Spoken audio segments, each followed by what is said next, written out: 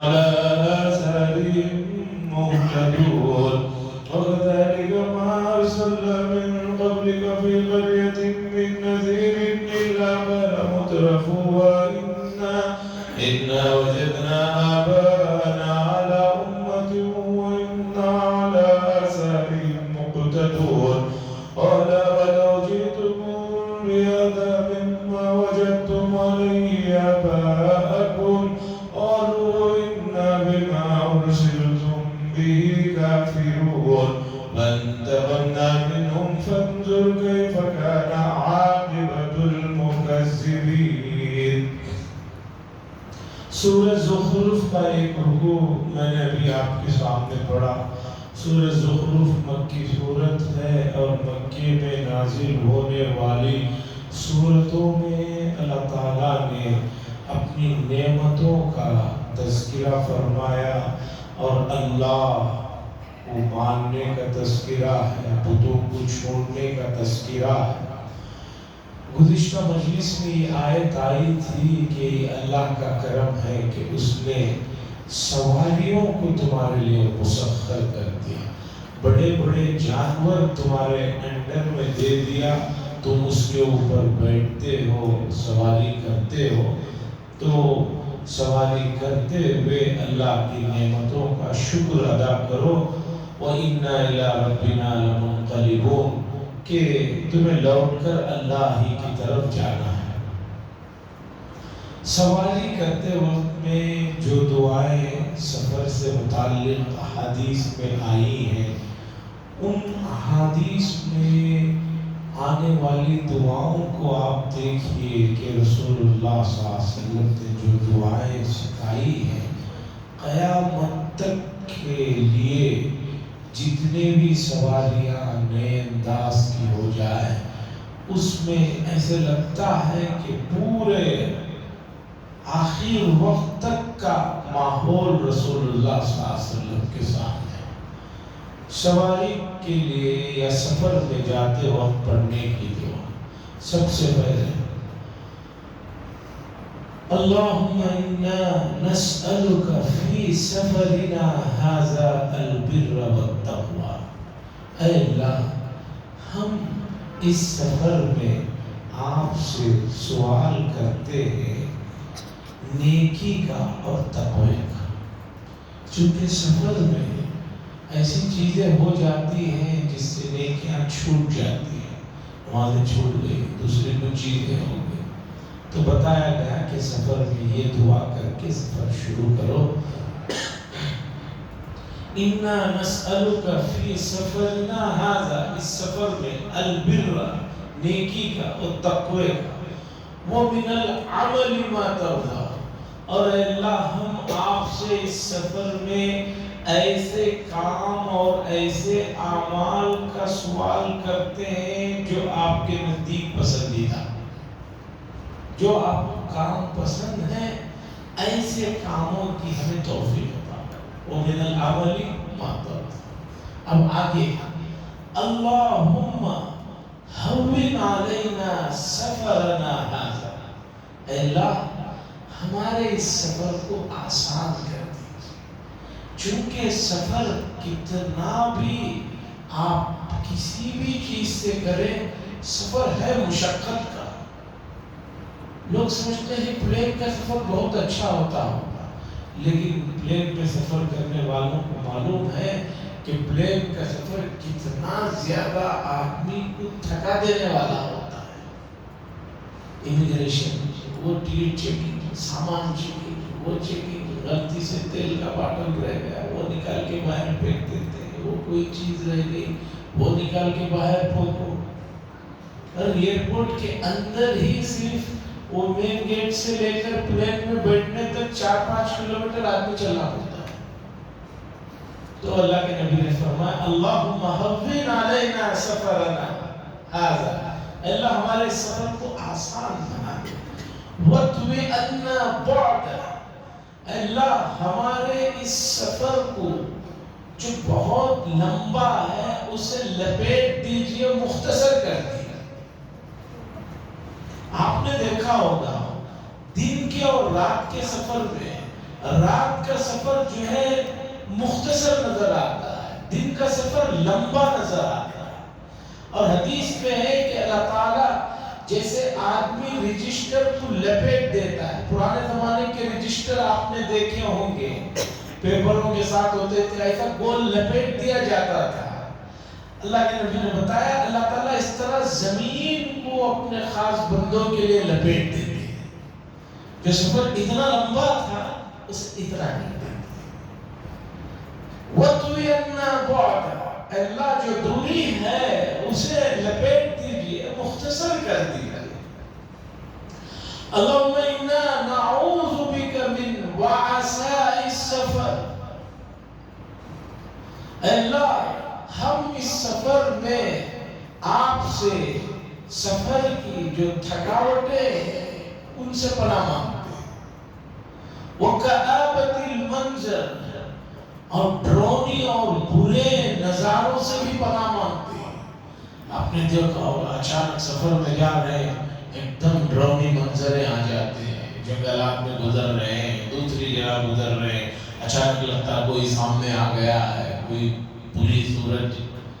اللہ اس سے بھی پناہ مانگتے ہیں کہ اس طرح کے بھیانک منظر دیکھ سفر کر رہے ہیں، راستے میں کہیں ایکسیڈنٹ ہو گیا ہے، آپ اسے دیکھ لیتے ہیں تو باقی کا سفر آپ کے لیے کتنا تھکان دہ ہو جاتا ہے۔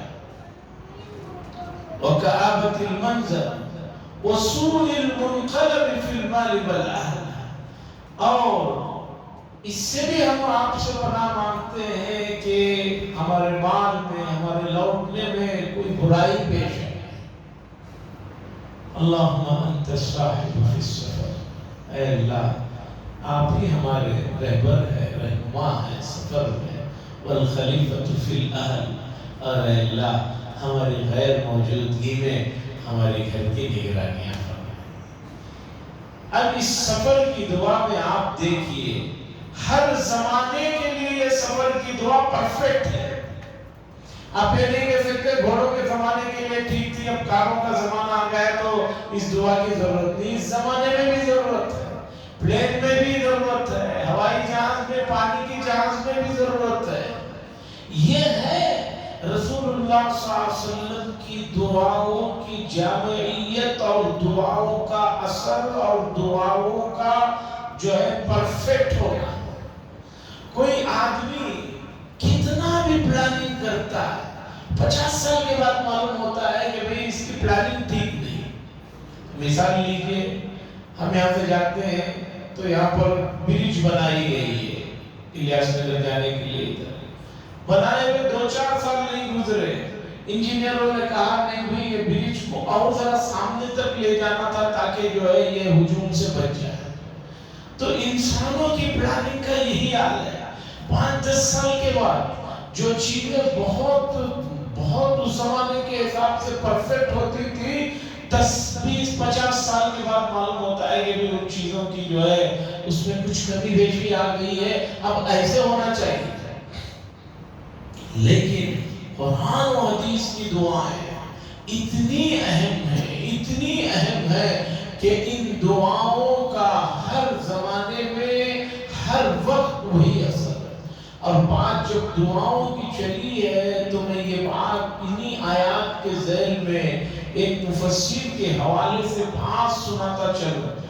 قریب میں گزرے ہوئے لوگوں میں ایک بڑے محقق عالم دین اور بڑے درجے کے امام گزرے ہیں، ان کا نام ہے علامہ عبدالوہاب شعرانی علیہ رحمہ۔ انہوں نے اپنی ایک کتاب میں یہ بات لکھی ہے، لوگ اپنی بچوں کی اصلاح کے سلسلے میں جو سب سے بڑا کام ان کو کرنا ہے، ہر آدمی چاہتا ہے اپنے بچوں کی اصلاح کا، انہوں نے لکھا ہے اپنے بچوں کی اصلاح کے سلسلے میں سب سے مؤثر ہتھیار دعا ہے کہ ہمیشہ آدمی اپنے بچوں کی نیک اور صالح بننے کی دعا کرتا رہے۔ اور انہوں نے اپنے زمانے میں لکھا ہے 500 سال پہلے، اور افسوس کہ میں دیکھتا ہوں کہ موجودہ زمانے میں لوگ دوسری چیزوں کے لیے تو دعائیں کر رہے ہیں، کروا رہے ہیں، لیکن کوئی آ کر یہ نہیں کہتا کہ حضرت میرے بچے کے نیک بننے کے لیے دعا کرے اور خود اپنے بچے کے نیک بننے کے لیے دعا نہیں کرے. 500 سال پہلے جب یہ عالم تھا تو موجودہ زمانے میں کتنے سال میں آپ دیکھ لیجئے. تو یاد رکھیے کہ اپنے بچوں کی صلاح و فلاح کے لیے سب سے مؤثر ہتھیار ماں باپ کے پاس جو ہے اس میں دعا بھی ہے. باقی جو تربیت ہے وہ اپنی جگہ ہے، اس کا انکار نہیں ہے، لیکن دعا بھی مؤثر ہتھیار ہے. چاہیے کہ ہم اپنی اولاد کے صلاح و فلاح کے لیے، ان کے نیک بننے کے لیے دعاؤں کا بھی اہتمام کریں. آگے اللہ فرماتے ہیں وَجَعَلُوا لَهُ مِنْ عِبَادِهِ جُزْءًا. اللہ فرماتے ہیں اور ان لوگوں نے یعنی ان کفار مکہ اور مشرکین نے اللہ تبارک و تعالیٰ کے لیے اس کے بندوں میں سے اس کے لیے جز قرار دیا. کیا مطلب؟ انہوں نے یہ کہا کہ اللہ کے بیٹیاں ہیں یہ ملائکہ، اللہ کے یہ بیٹے ہیں فلاں. اللہ نے فرمایا ان لوگوں کا کیا ہو گیا ہے کہ باپ اور بیٹا کہنے کا مطلب ہے کہ بیٹا باپ کا حصہ ہے، ایک جز ہے، اور اللہ کے کوئی اجزاء نہیں ہے، اللہ کا کوئی جز نہیں ہے. اس لیے یہ جو بات کہہ رہے ہیں یہ بالکل غلط ہے. ان الانسان لکفور مبین. بے شک انسان جو ہے بہت ہی زیادہ کھلا ہوا ناشکرا ہے، چھوٹا موٹا نہیں ہے، بڑے درجے کا ناشکرا ہے. خیر دعا سفر میں یہ دعا کا حصہ یہ بھی باقی رہ گیا ہے. اتنی دعا تو آدمی کو پڑھنا ہے، لیکن اپنے سفر سے واپس جب آتا ہے تو کچھ اور الفاظ اللہ کے نبی صلی اللہ علیہ وسلم نے بتایا. اس دعا کے ساتھ یہ بھی پڑھ لے آئبون تائبون لربنا حامدون. ہم لوٹ رہے ہیں، رجوع کر رہے ہیں، اللہ کی حمد کرتے ہوئے، توبہ کرتے ہوئے اس کا جو ہے اہتمام کریں. حضرات یہ موضوع تو نہیں ہے اس وقت، لیکن تھوڑا سا ہلکا سا اشارہ کرتا چلوں. سفر سے جڑے ہوئے بہت مسائل سے لوگ ناواقف ہیں.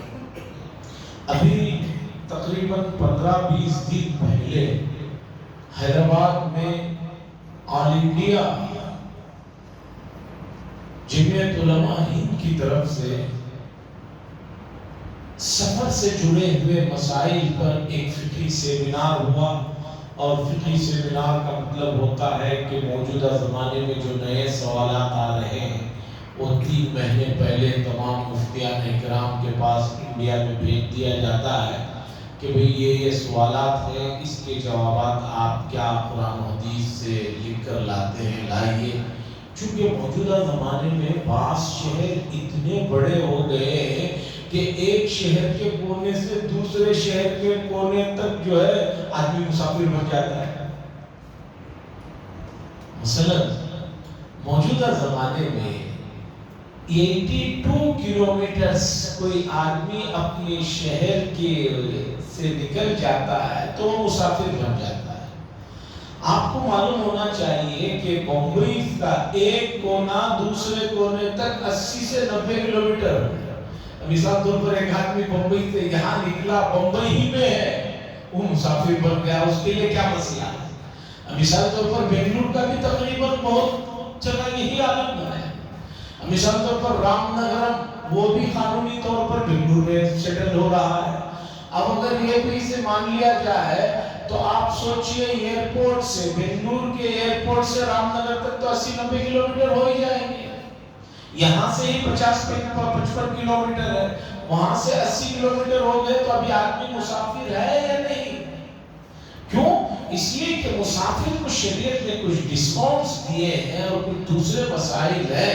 ان سب کے لیے بڑا فقہی سیمینار ہوا اور اسی طریقے پر شہر کی حدود کہاں مانے جائیں گے. مثال کے طور پر آپ کہیں گے کہ 20 سال پہلے جو ہے یہ شہر کے باہر تھا، اترلی شہر کے باہر تھا. اب تو نہیں ہے، اب تو قانونی طور پر شہر کے اندر ہے، کنگیری بھی شہر کے اندر ہے. اور اسی طریقے پر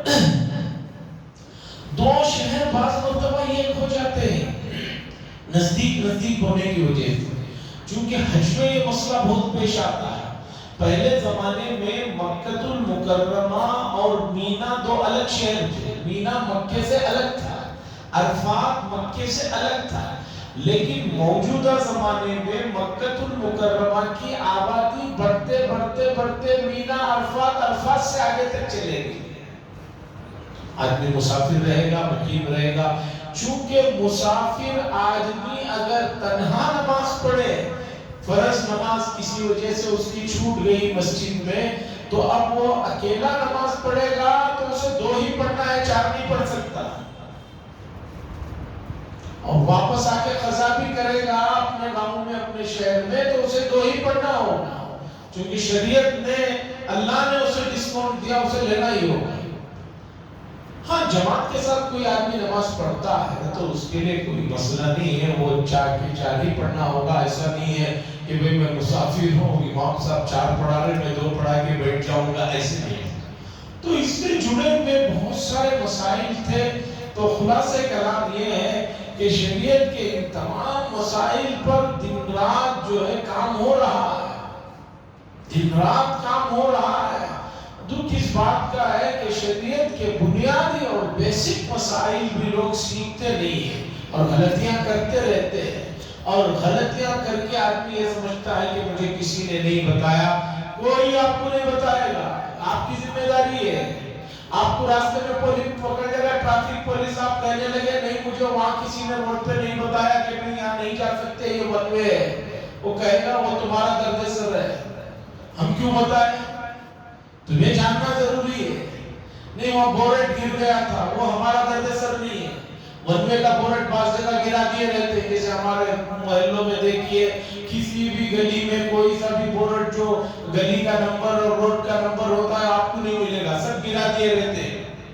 شرارت پر اتر گئے چھوٹے بڑے بچے سب۔ ان بچوں کی بھی تربیت کی طرف ہمیں توجہ دینے کی ضرورت ہے۔ تو بہرحال سفر سے متعلق کانفرنس میں بہت سارے نئے مسائل آئے، اور ان میں پورے ملکی پیمانے پر مفتیان اکرام جن مسائل میں یہ تھے، کچھ اختلافات وغیرہ تھے، ان سب کو رکھ کر قرآن و حدیث سے حل کر کے سامنے پیش کیا۔ تو بتانا مجھے یہ ہے کہ سفر اہم چیز ہے، اس میں آدمی سے عبادات میں کمی بیشی ہوتی ہے، اور جو لوگ مسلسل اسفار کرتے رہتے ہیں، بعض آدمی 10 سال تک مسافر رہتا ہے، بنگلور شہر میں اس کی ڈیوٹی ہے، رہتا میسور میں ہے، اب ہفتے کے 5 دن یہاں رہتا ہے، 2 دن وہاں رہتا ہے، پھر 5 دن یہاں رہتا ہے، 2 دن وہاں رہتا ہے، کبھی مقیم بنتا ہی نہیں، اس لیے کہ 14 دن اسے رہنے کی نیت کرنا ہے۔ تو پھر ایک آدمی مقیم مسافر کیسے بنتا ہے، بڑے ڈیٹیل میں دقیق اور تفصیل سے مسائل آئے۔ کبھی موقع ہوا جسے ضرورت پیش آتی ہے، سفر سے جڑے ہوئے بعض لوگ رہتے ہیں، ایک آدمی کے 2 مقام رہتے ہیں، یہاں بھی گھر ہے، ایک دوسرے شہر میں آبائی وطن ہے، اس کے لیے کیا مسئلہ، وہ تمام مسائل ہیں جسے کبھی اس سلسلے میں ضرورت ہے پوچھ لیا کریں۔ اللہ کہہ رہے ہیں، ان لوگوں کا دماغ دیکھیے کفار مکہ کا، یہ کہہ رہے ہیں کہ اللہ کی بیٹیاں ہیں۔ اللہ نے فرمایا عجیب بات ہے، اللہ کے لیے تو ملائکہ بیٹیاں تم نے ثابت کر دیا، اور خود کے لیے بیٹوں کو چوائس کر لیا۔ بھئی اللہ کی طرف کسی چیز کی نسبت کر رہے ہو تو کم از کم اتنا تو سوچ لو کہ اچھی چیز کی نسبت۔ بیٹیاں بھی اچھی ہیں، لیکن اپنے لیے تم بیٹوں کو منتخب کرتے ہو، حالانکہ جب تم میں سے کسی آدمی کو بیٹی کی خوشخبری دی جاتی ہے، جس کو تم اللہ کی طرف منسوب کر رہے ہو، بیٹیوں کو جو اللہ کی طرف منسوب کر کے کہہ رہے ہو کہ فرشتے اللہ کی بیٹیاں ہیں، یہی تمہارے گھروں میں جب تمہیں کوئی بیٹی ہونے کی خوشخبری دیتی جاتی ہے تو دیکھنے کا عالم ہوتا ہے کہ تمہارا چہرہ ایک دم سیاہ ہو جاتا ہے۔ وہ ہوا کثیر، اور آدمی اندر ہی اندر گھٹتا رہتا ہے، 1400 سال پہلے یہ بات بتائی، 1450 سال پہلے اللہ نے بتائی بات، آج بھی دیکھیے ملک کی اور دنیا کی اکثر آبادی جب ان کے سامنے ان کے گھر میں بیٹی ہونے کا مسئلہ معلوم ہوتا ہے تو ایک دم ان کے چہرے جو ہے بجھ جاتے ہیں، وہ ہوا کبزین اور اندر اٹھتے رہتا ہے، کاش بیٹا ہو جاتا۔ اللہ کہہ رہے ہیں بھئی اللہ کے لیے بیٹیاں، وہی بیٹیاں جس کا سن کر تم جو ہے تمہارے چہروں پر یہ عالم ہو جاتا ہے، اور تمہارے لیے بیٹیاں اور تمہارے لیے بیٹے۔ او من ينشأ في الحلیہ، تم زیوروں میں پالی پوسی جانے والی لڑکیاں اور بچوں کو کیا شوق ہوتا ہے؟ جب ان کا دماغ شعور کی عمر کو پہنچتا ہے تو زیورات کی خواہش ہوتی ہے، اچھے سے اچھے کپڑے پہننے کی خواہش ہوتی ہے۔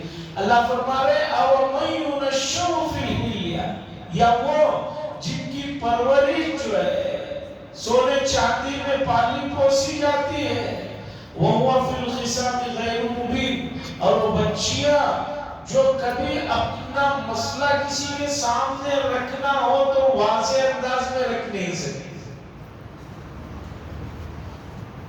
عام بات یہ ہے کہ بچیوں میں اپنی جو بات ہے اسے واضح انداز میں وہ رکھنا تک نہیں جانتی، رو پڑتی ہیں۔ آپ نے دیکھا اور کوئی بھی بات پہلے رو دیتے ہیں یا روتے روتے بات کرتے ہیں، آدمی رونے پر توجہ دے یا بات پہ توجہ دے، مسئلہ نہیں سمجھ میں آتا ہے۔ تو اللہ کہہ رہے ہیں کہ کیسے تم لوگ کفار مکہ تمہارے اپنوں کو کیا ہو گیا ہے، اپنے لیے بیٹے اور اللہ کے لیے بیٹیاں۔ وَجَعَلُوا الْمَلَائِكَةَ الَّذِينَ هُمْ عِبَادُ الرَّحْمَنِ إِنَاثًا، اور بنا دیا تم نے ملائکہ کو وہ جو اللہ کے بندے ہیں مؤنث بنا دیا۔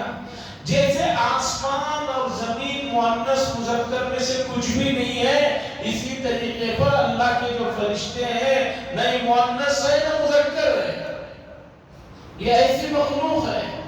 اشہدوا خلقہم، اللہ فرما رہے ہیں جو ہے اس بات کی جو ہے کہ اللہ نے ان کو مؤنث بنایا ہے۔ کیا تم اس وقت وہاں پر تھے جب اللہ ان کو پیدا کر رہے تھے؟